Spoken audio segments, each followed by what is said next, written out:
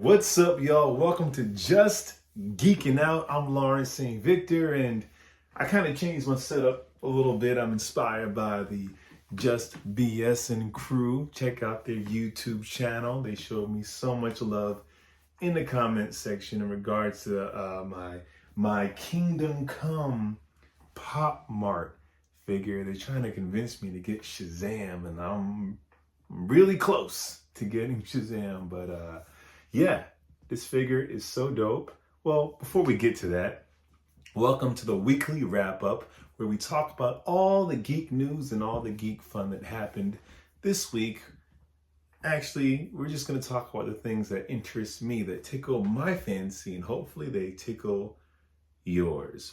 Before that even, make sure you like, comment, subscribe, hit that notification bell. Now let's rock and roll. So I showed this off last week in box. I did an unboxing of this guy. This is freaking amazing. And the Just BS crew, they commented on my video. They have their video up where they have him and Shazam, and man, I'm trying to be a responsible adult and not spend all this money on toys, but it's really impossible. But anyway, take a look at this guy. How amazing is this freaking figure, man? So dope. Check out my unboxing of this Pop Mart Kingdom Come Superman figure. I also got a package right here. Now, this isn't going to happen every weekly wrap up. It just so happens that I've been splurging. I need to be more responsible. While I open this up, let's get into some geek news. Yo, that Daredevil Born Again trailer dropped. And listen, I think Daredevil, obviously the Netflix series, is the best superhero TV series ever made. Ever made. Those 3 seasons are just amazing. The texture, the violence, the depth of the characters. When Netflix said they're just shutting down their Marvel series, that was a kick in the gut. Jessica Jones too, Luke Cage a little bit, Iron Fist. I don't miss you. No hate to Iron Fist though, for those of you who love Iron Fist. But this trailer dropped and automatically it feels like we're back in that Netflix series, you know, and because we've seen MCU Daredevil, and no hate to those of you who love She-Hulk, but I mean, hashtag not my Daredevil. Although I thought it was a lot of fun and it was cool to see him in his yellow costume, but it obviously was a different version of Charlie Cox's Daredevil. It is a multiverse after all. And then in Echo, it kind of felt like, well, this sort of kind of feels like our Daredevil from Netflix. Although Wilson Fisk is a little different, it felt like it was going more towards that, where Daredevil Born Again feels like a straight up season 4 to the series. I didn't go too much into the spoiler YouTube videos and breaking things down because I want to be as surprised as possible. I will say there are elements to it that do feel like Disney Plus. Not a lot, but like the bank robbers who robbed the bank and they're all wearing multicolored ski masks. I don't think that would have happened in the Netflix version. But I will say, or that villain, and I'm sure you guys know who it is. I don't. Is it Bullseye? I don't know. In all white. That probably wouldn't happen in the Netflix version. A costume villain in all white like that.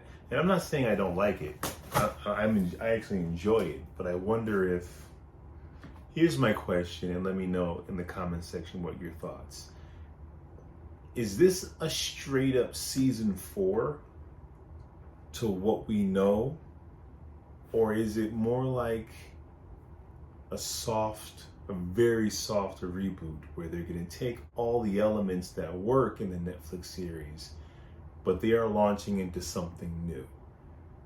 I don't know. by the trailer, I feel like it's a season 4, but I also feel like if you binge watch season 1, 2, and 3 in preparation for Daredevil Born Again, some things may not line up all the way. I don't know. But I'm so excited. We got freaking Frank Castle back. John Bernthal, which, you know, I know him as Shane on The Walking Dead. That's how I experienced his glory. But it's really fun to get him back. And then the whole crew, because the original Daredevil series, before they changed it to this, I think it piggybacked more on his version of She-Hulk, who I think is the version in Spider-Man No Way Home, you know, when he catches the brick sitting with Peter Parker. Like, I feel like it was more of an MCU show like that, and I heard the rumors were it was more of like a courtroom kind of show. So they scrapped all that. I think they kind of fired all the creatives behind the camera and pretty much made a version of season 4, which kind of makes sense. But Wilson Fisk is now mayor. How do you get to there from the end of season 3 if it is a straight up season 4? You know, something happens that makes Matt quit being a vigilante. A lot of questions here, but I am very excited. And the violence. This trailer showed you that this, whether it is a direct pickup from Netflix's series, it is straight up just as violent. We got bones breaking, necks spraining. It looks absolutely crazy. I'm into it. What do we got here? I'm gonna act like I don't know. So, if you've been watching any of my videos, you would know that I am not a soft goods collector. I do not collect toys that are like wrapped in cloth. Until this guy. This Muff Toys, Clark Kent. And this kind of started me down a rabbit hole. So I went from a guy who doesn't collect anything like that to a guy within a month making 3 purchases. And I picked up the Mezco Classic Man of Steel. Got them on Amazon. I had a gift card, so it wasn't too crazy, but yeah. And there's a lot of mixed reviews on this guy, and I watched just about every YouTube video on this guy, but the accessories are crazy. I'm a massive Superman fan, and I'm excited to get him open. I won't do an unboxing because he's been out forever, but I will do a comparison video or a versus video. Muff Toys versus Pop Art versus Mezco. Which one has the best 6-inch figure Superman? I think that'd be kind of fun. Anyway, let me throw this down somewhere safe because it cost a pretty penny. Also, real quick with Daredevil, also this is why I'm saying a softish reboot, and I might sound like I'm crazy, is because his masks. He has all these multicolored masks, and one of them is the golden mask. And I feel like that's really dope, leaning into like kind of the comic lore of the fantastical nature and the colorful nature of these heroes. But I just don't see the Netflix series having an assortment of colorful Daredevil masks. I just don't see them doing it over there. I might be reading too much into it. Let me know your thoughts on that one. Let's talk about the Flash movie. Andy Muschietti, I think I'm saying his name correctly, he's gone on the record to say the reasons why he believes the Flash movie failed.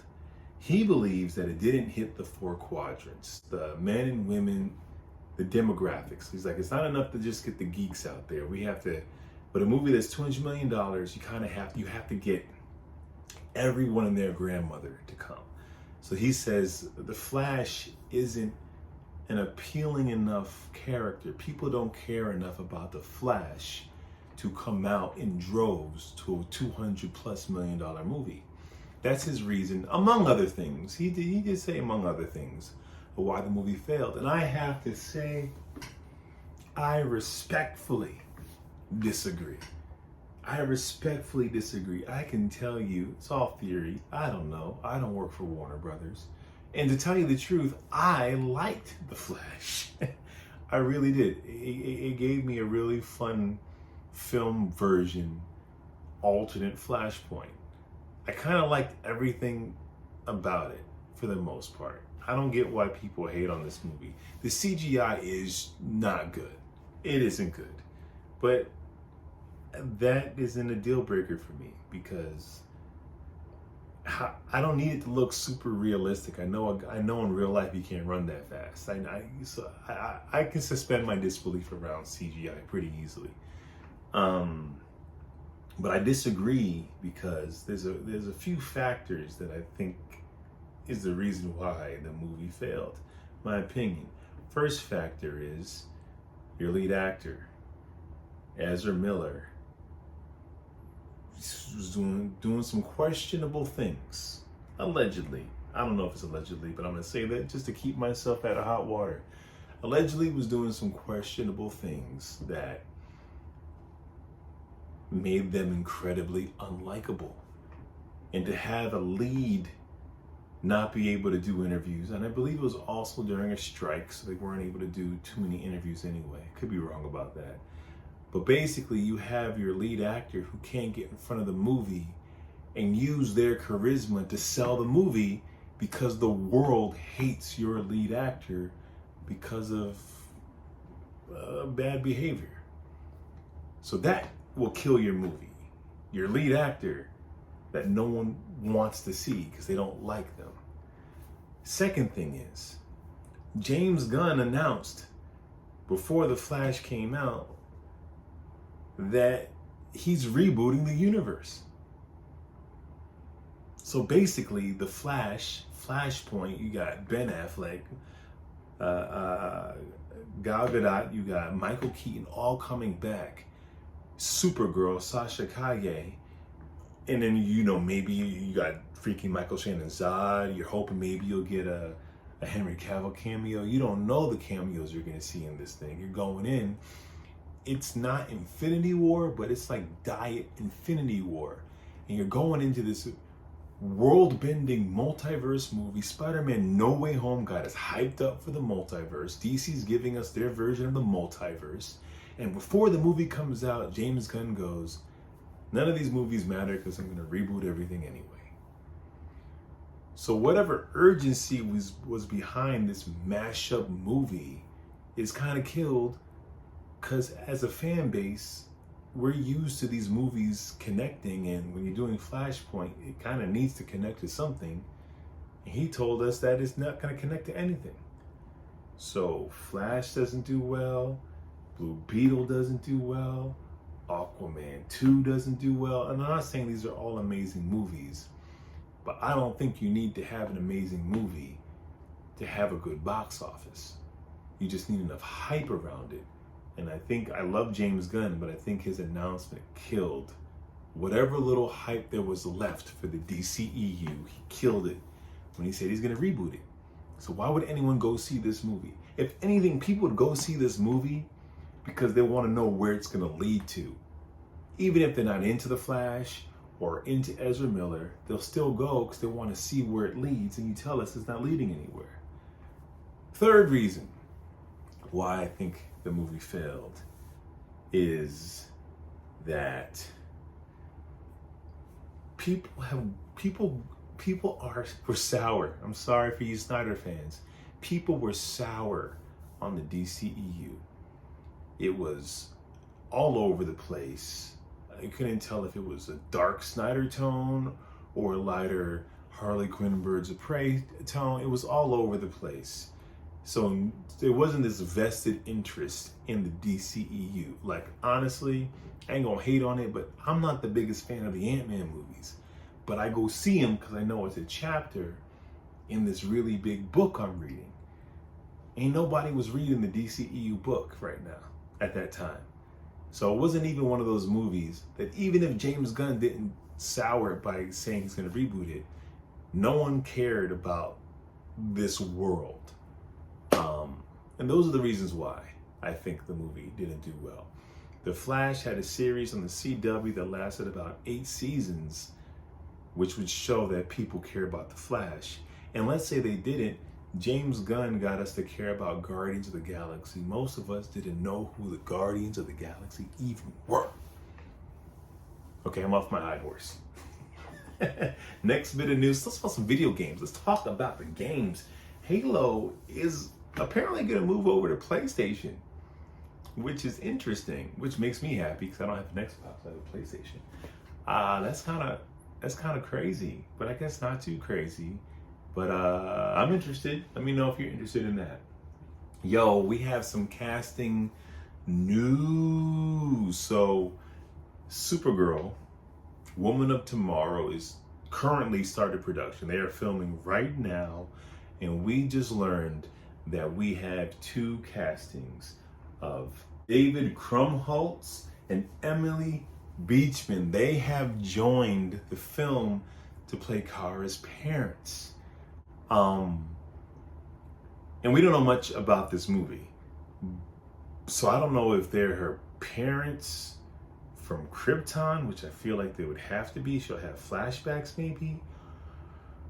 Or is her secret identity kind of like Linda Danvers in this universe? Are they adopting that? And she does have like adopted parents, or did the Kents raise her? I have no idea. But I'm pretty excited about it. You know, we're getting a Supergirl movie, and apparently Variety released a summary of the movie, and she basically it's her celebrating her 21st birthday, traveling across the galaxy with Crypto the Superdog, and along the way she meets a young woman and winds up on a murderous quest for revenge.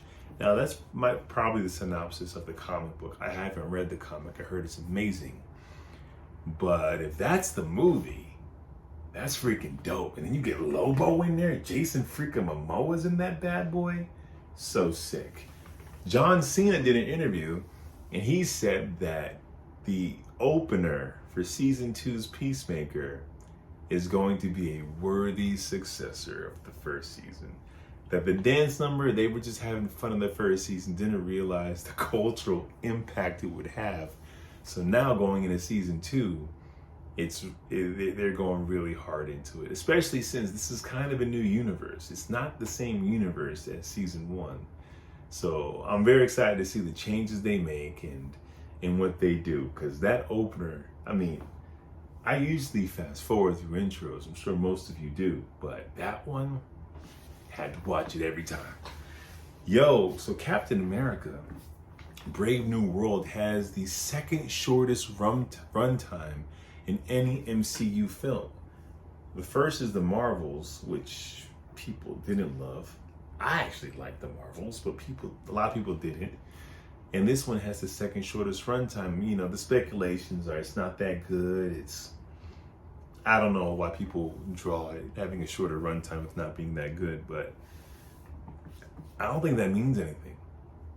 Let's go see the movie with an open mind and enjoy it, because why the heck not? Let's talk about some toys, man. So Playmates has finally announced the Power Ranger line that they're gonna do, because Hasbro, I guess, gave them the license to make toys, or the rights to make toys, not forever. They have the rights to make toys, and they're doing Mighty Morphin Power Rangers Reignition is the name of the toy line. A lot of fans are angry because they want, you know, the other seasons. They want Lost Galaxy, they want Zeo, they want Ninja Storm. There's so many seasons. I personally, and let me show you, don't mind all the mess. But if you see that helmet, I'm a Mighty Morphin guy. So, Playmates, yes, give us Mighty Morphin. That's pretty exciting. We've been waiting on that news for a while now.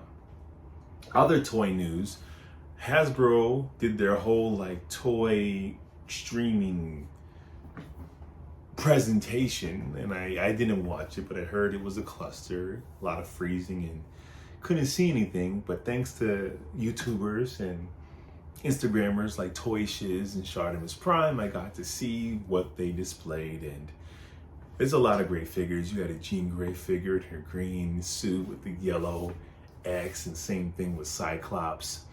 But the figure everyone is talking about here is this Marvel Legends Maximum Series Spider-Man figure. It looks freaking dope. And had this come out 2 years ago, I probably would have gotten this over the Mayfix Spider-Man. Although I don't know, because apparently their Maximum Series is to compete with Mayfix and Figuarts and those high-end figures. There's not a price point on this bad boy yet, but this can be $100 figure. And I'm very curious to what Hasbro is giving us for $100 figure.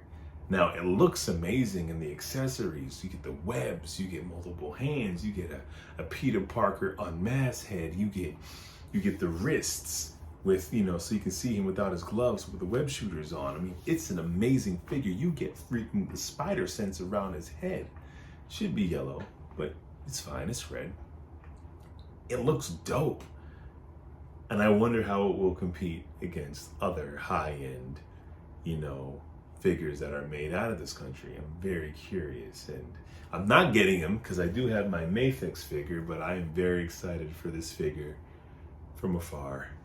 McFarlane also shows some stuff at some toy convention. I'm not sure exactly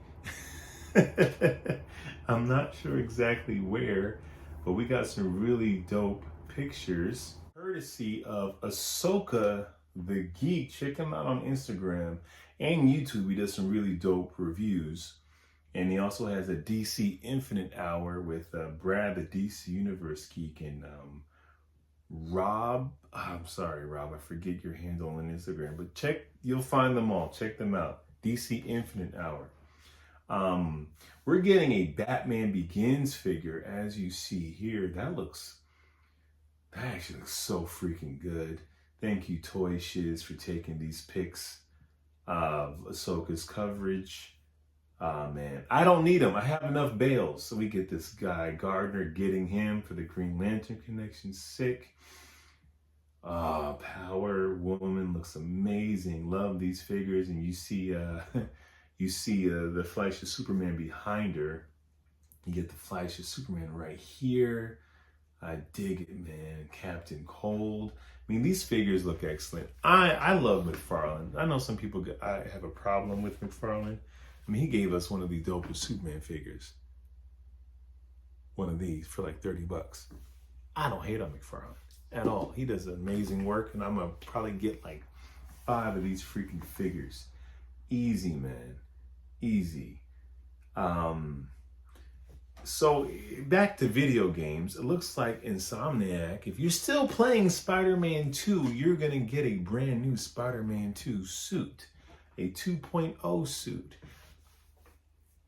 Can you just give us another story to play? Like an expansion, what do they call it? Expansions? Whatever. I pretend to play video games. Can you just give us like another side quest or something?